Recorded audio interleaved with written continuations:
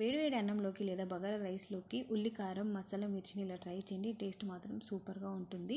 Pan తీసుకొని half spoon జీలకర్ర, half spoon సోంపు, హాఫ్ స్పూన్ మిరియాలు వేసుకొని వీటిని వేయించుకోవాలి.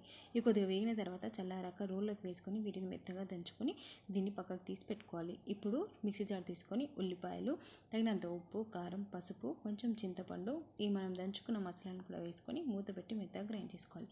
ఇప్పుడు మిర్చిలన్నీ కడిగి తీసుకొని వీటికి ఒక ఘాటు ఇలా పెట్టుకొని దీంట్లోకి మనం చేసుకున్న మసాలాని లోపలికి స్టఫింగ్ పెట్టేసుకోవాలి. తగినన్ని చేసుకోవాలి.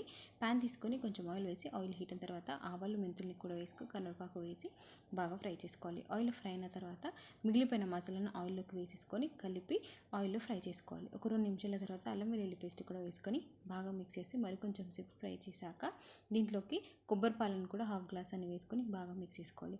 ఇప్పుడు పక్కకు పెట్టుకున్న మిర్చిలను కూడా వేసేసుకొని దీనికి మూత పెట్టి లో ఫ్లేమ్లో పెట్టి ఒక 5 నిమిషాలు దమ్ చేసుకోవాలి. ఆయిల్ పైకి తేలిన తర్వాత ఒకసారి బాగా కలుపుకొని ఈ గ్రేవీని అంతా దగ్గర పడనియాలి. ఇప్పుడు దీంట్లోకి జీలకర్ర మెంతుల పొడి, కొంచెం కొత్తిమీరని కూడా వేసుకొని మరి కొంచెం సేపు ఫ్రై చేసిన తర్వాత స్టవ్ ఆఫ్ చేసుకొని మన ఉల్లి కారం మసాలా మిర్చి రెడీ అయిపోయింది.